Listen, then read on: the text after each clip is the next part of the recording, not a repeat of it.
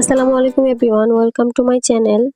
আজকে আমি আপনাদের সঙ্গে শেয়ার করব সকাল অথবা বিকেলের নাস্তার জন্য খুবই মজাদার একটা রেসিপি। যারা একটু কম তেলে নাস্তা খেতে পছন্দ করেন, আজকের রেসিপিটি তাদের খুবই ভালো লাগবে।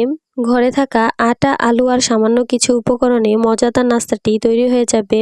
আপনারা চাইলে কিন্তু নাস্তাটা বাচ্চাদের টিফিনেও দিতে পারেন। আশা করছি আমার আজকের রেসিপিটি আপনাদের কাছে খুবই ভালো লাগবে আর সহজও লাগবে। তাহলে আর কথা না বাড়িয়ে চলে যাচ্ছি পুরো রেসিপিতে। প্রথমে আমি একটা মিক্সিং বোলে নিয়ে নিচ্ছি 1 কাপ আটা। আপনারা কিন্তু এখানে চাইলে আটার পরিবর্তে ময়দাও ব্যবহার করতে পারেন। দিয়ে দিচ্ছি এখানে হাফ চা চামচ লবণ অথবা স্বাদমতো। এরপর এখানে দিয়ে দিচ্ছি আমি 1 টেবিল চামচ তেল। আটার সঙ্গে আমি এই সব কিছুকে একটু হাত দিয়ে ভালোভাবে মিশিয়ে নিচ্ছি। সবকিছু যখন ভালোভাবে মিশিয়ে নেওয়া হয়ে যাবে, তখন আমি এখানে অল্প অল্প করে পানি দিয়ে একটা ডো তৈরি করে নিব। আমি এখানে রুম টেম্পারেচারে থাকা পানি নিয়েছি। পানির পরিমাণটা আমি ঠিক বলতে আপনারা দেখে একটু বুঝে নিতে হবে। পানিটা কারো কম বা বেশিও লাগতে পারে। নর্মালি আমরা রুটি পরোটা তৈরি করার সময় ঠিক যেভাবে ডোটা তৈরি করি, এটাও ঠিক সেরকমই হবে। তবে একসঙ্গে পানি না মিশিয়ে অল্প অল্প করে যদি ডোটা তৈরি হয়, তাহলে ডোটা কিন্তু একদমই পারফেক্টভাবে তৈরি করা হবে। পানির পরিমাণটা বেশি হওয়ার কোনো ভয় থাকবে না। যখন দেখবেন এর মধ্যে কোনো শুকনো আটা ময়দা লেগে থাকে না, তখনই বুঝতে হবে এখানে পানির দরকার নেই। আমার এটা এখন তৈরি করা হয়ে গেছে। এবার আমি ঢাকনা দিয়ে ঢেকে রেখে দিব 10 মিনিটের জন্য। এই 10 মিনিটের মধ্যে এটা বেশ মসৃণ আর সফট হয়ে যাবে। এরই মধ্যে আমি আলুর পুরটা তৈরি করে নিব। একটা প্যানে আমি নিয়ে নিচ্ছি 2 টেবিল চামচ তেল। তেলটা যখন কিছুটা গরম হয়ে আসবে, তখন আমি এখানে দিয়ে দিচ্ছি 1 চা চামচ পাঁচফোড়ন, দিয়ে দিচ্ছি 4টি শুকনো মরিচ। এবার আমি পাঁচফোড়নটার মরিচটাকে একটু ভেজে নিচ্ছি। চুলার আঁচটাকে আমি একদমই কমিয়ে রেখেছি। আলুর পুরের মধ্যে পাঁচফোড়নটাকে এভাবে একটু ভেজে দিলে খুব সুন্দর একটা ফ্লেভার আসবে। এখন আমি এখানে দিয়ে দিচ্ছি 2 টেবিল চামচ পেঁয়াজ কুচি। এবার পেঁয়াজটাকেও আমি এগুলোর সঙ্গে একটু ভেজে নরম করে নিব।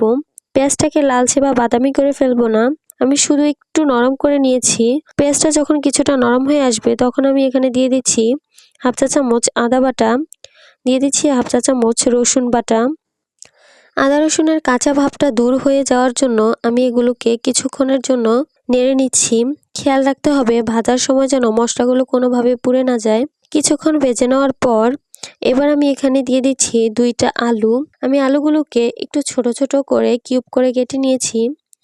প্রথমে আমি আলুগুলোকে মশলার সঙ্গে একটু ভেজে নিচ্ছি।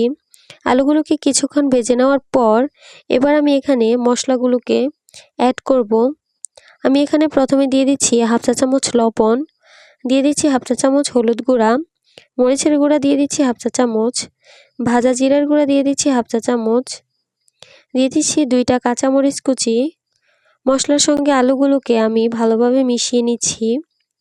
মশলার সঙ্গে আলুগুলোকে কিছুক্ষণ ভেজে নেওয়ার পর এবার আমি এখানে দিয়ে দিচ্ছি 1 কাপ পানি।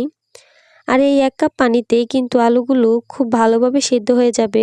পানির পরিমাণটা এভাবে দিতে হবে যাতে আলুগুলো সিদ্ধ হয়ে যায় আর একদমই পানি পানি না থাকে, একদমই শুকিয়ে যায়। আলুগুলো যাতে অল্প সময়ের মধ্যেই সিদ্ধ হয়ে যায়, এই জন্য আমি একটা ঢাকনা দিয়ে ঢেকে রান্না করব।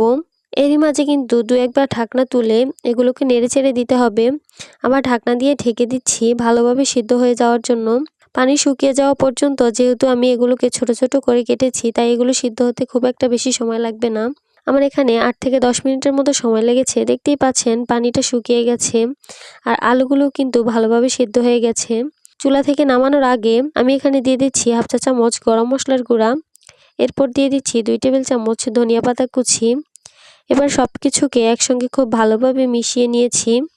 এখন আমার আলুর পুরটা একদমই তৈরি হয়ে গেছে। চুলাটা অফ করে দিচ্ছি। আর এই আলুর পুরগুলোকে আমি একটা বাটিতে তুলে নিব। 10 মিনিট ঢেকে রাখার পর এটা কিন্তু এখন বেশ সফট আর মসৃণ হয়ে গেছে। এবার ডোটাকে আমি ছোট ছোট করে লেচি কেটে নিচ্ছি। এগুলো দিয়ে আমি রুটি বেলে নিব। রুটিগুলো খুব বেশি পাতলা বা ভারী হবে না, নর্মালি বাসায় যেরকম তৈরি করি সেরকমই হবে। বাকি ডোগুলোকে আমি ঢেকে রাখবো আর এখান থেকে একটা করে লেচি নিয়ে আমি রুটি বেলে নিচ্ছি। আমি এখানে একটু বড় আর একটু পাতলা করে নিচ্ছি, তবে আপনারা চাইলে ছোট তৈরি করতে পারেন। আপনারা কিন্তু চাইলে একসঙ্গে সবগুলো রুটি বেলে তারপর নাস্তাগুলোকে তৈরি করতে পারেন। আমার এখানে রুটিটা বেলা হয়ে গেছে। খুব বেশি ভারী বা খুব বেশি পাতলা কিন্তু করিনি। এবার আলুর পুরটা তৈরি করে রেখেছিলাম সেখান থেকে পুরটা রুটির মাঝখানে দিয়ে দিচ্ছি। পুরটা দেওয়ার পর আমি একটু চারপাশে ছড়িয়ে দিচ্ছি। তারপর এক পাশ থেকে একটা ভাঁজ দিয়ে দিচ্ছি। এরপর অন্য পাশ থেকেও আরেকটা ভাঁজ দিয়ে দিলাম। এরপর দুই পাশ থেকে অপর পাশ দিয়েও দিয়ে দিচ্ছি। আমি ভাঁজের মাঝখানে একটু করে পানি লাগিয়ে নিয়েছি যেন ভাঁজগুলো খুলে না যায়। ভাঁজ দেওয়ার সময় ভাঁজের জায়গাগুলোতে আমি একটু করে চেপে চেপে দিচ্ছি। এই ভাঁজটা কিন্তু একদমই সহজ। আমরা যেভাবে মোগলাই পরোটা ভাঁজ করি এই ভাঁজটাও ঠিক সেরকমই হবে। একদমই সহজ একটা ব্যাপার। আপনারা একটু খেয়াল করলে বুঝতে পারবেন আমি কাজটা ঠিক কিভাবে করছি। আমি বাকিগুলো একইভাবে তৈরি করে নিব। এরপর চুলায় একটি প্যান বসিয়ে দিয়েছি। প্যানটা একটু গরম হয়ে আসছে। এখন আমি 2 থেকে 3টা করে দিয়ে দিব। এরপর আমি এগুলোকে একটু হালকা করে সেঁকে নিব। প্রথমে এক পাশ থেকে 1 থেকে 1.5 মিনিটের মতো করে সেঁকে নিব। তারপর অপর পাশটা একটু উল্টে দিচ্ছি। এবার অন্য পাশটাও আমি 1 থেকে 1.5 মিনিটের মতো করে সেঁকে নিব।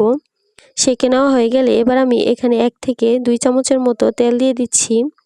এবার তেলের সঙ্গে আমি এগুলোকে একটু ভেজে নিব। এপাশ ওপাশ করে দুই পাশ থেকে এগুলোকে ভালোভাবে ভাজা হয়ে গেছে।